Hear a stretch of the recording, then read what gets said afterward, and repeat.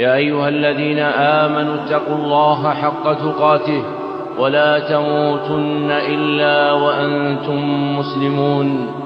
يا أيها الناس اتقوا ربكم الذي خلقكم من نفس واحدة وخلق منها زوجها وبث منهما رجالا كثيرا ونساء، واتقوا الله الذي تساءلون به والأرحام إن الله كان عليكم رقيبا. واعلموا رحمكم الله أن التقوى المأمور بالتذكير بها كل جمعة لها أمور تحركها وتبعثها في نفوسنا فتقويها وتذكيها وتحمل أحدنا على استحضار تقوى الله في سره وعلنه. ومن آكد ذلك ما أمر به النبي صلى الله عليه وسلم في قوله: أكثروا من ذكر هذه اللذات، يعني الموت. فقد أمرنا النبي صلى الله عليه وسلم بالإكثار من ذكره، وملئ القرآن به تذكيرا، فقال الله تعالى: كل نفس ذائقة الموت. وقال تعالى: كل شيء هالك إلا وجهه.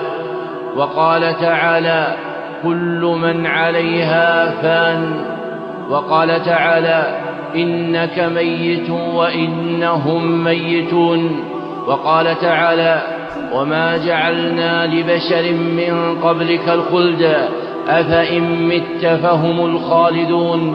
وقال تعالى: أينما تكونوا يدرككم الموت. وقال تعالى: إن الموت الذي تفرون منه فإنه ملاقيكم. وقال تعالى: قل يتوفاكم ملك الموت الذي وكل بكم.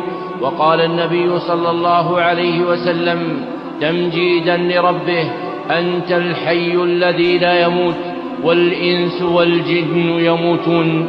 وأبان النبي صلى الله عليه وسلم في الحديث المتقدم عن الداعي إلى الإكثار من ذكر هذه اللذات، وهو الإعلام بحقيقته وأنه يقطع اللذات.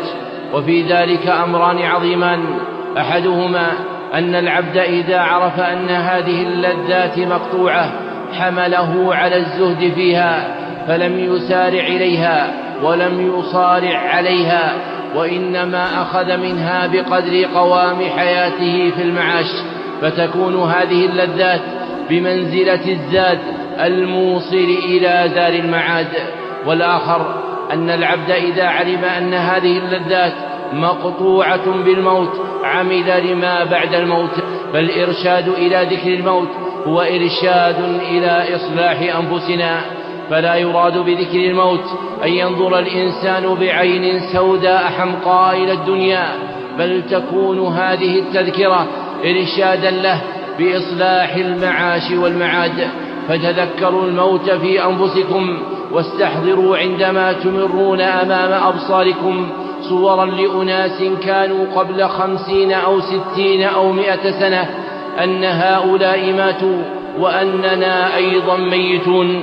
فإذا كتب علينا الموت فإنه ينبغي أن يعمل أحدنا لما بعد الموت، فالدنيا دار فناء والآخرة دار بقاء، والدنيا دار العمل والآخرة دار الجزاء. قال علي رضي الله عنه: يا أيها الناس، إن الدنيا ولت مدبرة، وإن الآخرة جاءت مقبلة، وإن لكل منهما بنون، فكونوا من أبناء الآخرة ولا تكونوا من أبناء الدنيا.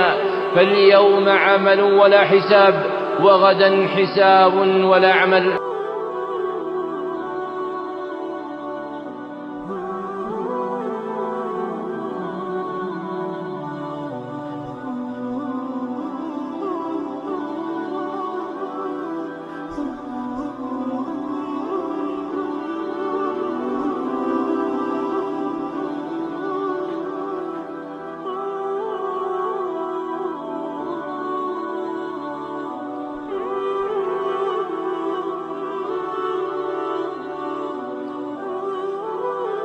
إن التذكير بالموت تذكير بالآخرة، وإنما أمر النبي صلى الله عليه وسلم بالنظر في هذه الأحوال كي يستعد الإنسان ليوم عظيم، كما أخبر الله عز وجل عن عباده أنهم يقولون إنا نخاف من ربنا يوما عبوسا قمطريرا. وقال سبحانه وتعالى محذرا من حال اللاهين إن هؤلاء يحبون العاجلة ويذرون وراءهم يوما ثقيلا نحن خلقناهم وشددنا أسرهم وإذا شئنا بدلنا أمثالهم تبديلا. إن هذه تذكرة فمن شاء اتخذ إلى ربه سبيلا وما تشاءون إلا أن يشاء الله إن الله كان عليما حكيما يدخل من يشاء في رحمته والظالمين أعد لهم عذابا أليما. اللهم آت نفوسنا تقواها زكها أنت خير من زكاها أنت وليها ومولاها. اللهم إنا نسألك الهدى والتقى والعفاف والغنى. اللهم حبب إلينا الإيمان وزينه في قلوبنا وكره إلينا الكفر والفسوق والعصيان واجعلنا من عبادك الراشدين. اللهم نفس كرب المكروبين وفرج هموم المهمومين واقض الدين عن المدينين واشف مرضنا ومرضانا ومرضى المسلمين. السلام عليكم. إذا كنت لست حاسد اشترك في قناتي واضغط على زر الإعجاب لكي يصلك كل جديد. السلام عليكم. إذا كنت لست حاسد اشترك في قناتي واضغط على زر الإعجاب لكي يصلك كل جديد.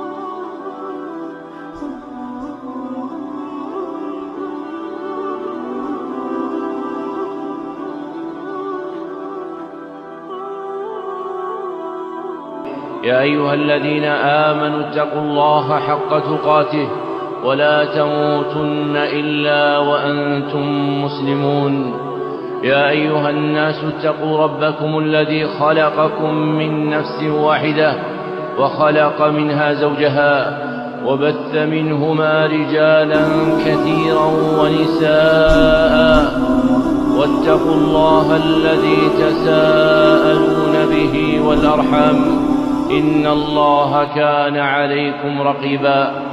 واعلموا رحمكم الله أن التقوى المأمور بالتذكير بها كل جمعة لها أمور تحركها وتبعثها في نفوسنا فتقويها وتذكيها وتحمل أحدنا على استحضار تقوى الله في سره وعلنه.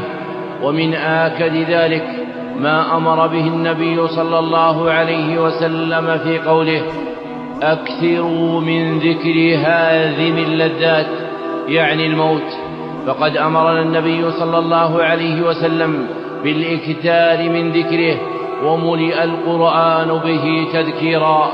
فقال الله تعالى كل نفس ذائقة الموت.